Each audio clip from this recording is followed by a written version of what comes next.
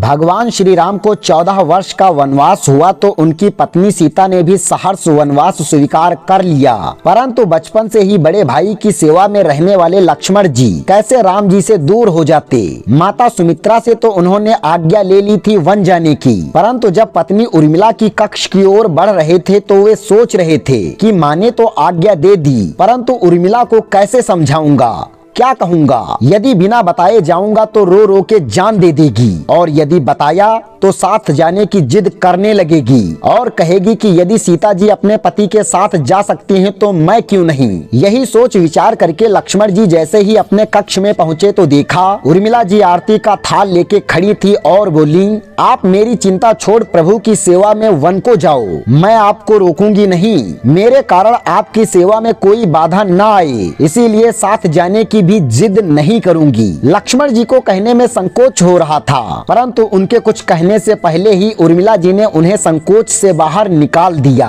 वास्तव में यही पत्नी का धर्म है, पति संकोच में पड़े उससे पहले ही पत्नी उसके मन की बात जानकर उसे संकोच से बाहर कर दे। पत्नी का इतना त्याग और प्रेम देखकर लक्ष्मण जी भी रो पड़े। उर्मिला जी ने एक दीपक जलाया और विनती की कि मेरी इस आस को कभी बुझने नहीं देना। मित्रों, लक्ष्मण जी तो चले गए, परंतु 14 वर्ष तक उर्मिला जी ने एक तपस्विनी की भांति कठोर तप किया। वन में भैया भाभी की सेवा में लक्ष्मण जी कभी सोए नहीं, परंतु उर्मिला ने भी अपने महलों के द्वार कभी बंद नहीं किए और सारी रात जागकर उस दीपक की लौ को बुझने नहीं दिया। मेघनाद से युद्ध करते हुए जब लक्ष्मण को शक्ति लग जाती है और हनुमान उनके लिए संजीवनी का पहाड़ लेके लौट रहे होते हैं, तो बीच में अयोध्या में भरत जी उन्हें राक्षस समझकर बाण मारते हैं और हनुमान जी गिर जाते हैं। तब हनुमान जी संक्षिप्त में बताते हैं कि सीता जी को रावण ले गया और लक्ष्मण जी मूर्छित हैं। यह सुनते ही कौशल्या जी कहती हैं, राम को कहना कि लक्ष्मण के बिना अयोध्या में पैर मत रखना, राम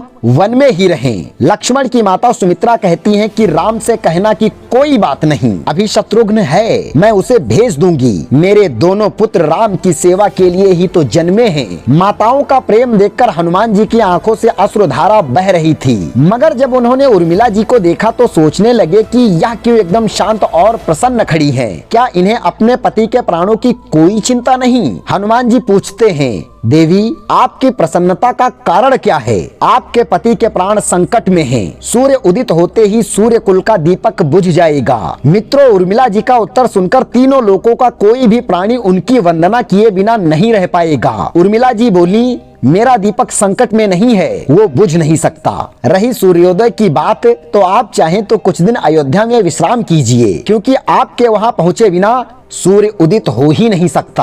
आपने कहा कि प्रभु श्री राम मेरे पति को अपनी गोद में लेकर बैठे हैं, जो योगेश्वर श्री राम की गोदी में लेटा हो काल उसे छू भी नहीं सकता। यह तो वे दोनों लीला कर रहे हैं। मेरे पति जब से वन गए हैं तब से सोए नहीं हैं। उन्होंने न सोने का प्रण लिया था, इसीलिए वे थोड़ी देर के लिए विश्राम कर रहे हैं, और जब भगवान की गोद मिल गई तो थोड़ा ज्यादा विश्राम हो गया, वे उठ जाएंगे। और हाँ, शक्ति मेरे पति को नहीं लगी है, शक्ति तो राम जी को लगी है। मेरे पति की हर सांस में राम है, हर धड़कन में राम है, उनके रोम रोम में राम है, उनके शरीर की हर रक्त की बूंद में श्री राम है। और जब उनके शरीर और आत्मा में ही श्री राम है तो शक्ति भी श्री राम जी को ही लगी, दर्द राम जी को हो रहा होगा। इसीलिए हनुमान जी आप निश्चिंत होके जाएं, सूर्य उदित नहीं होगा।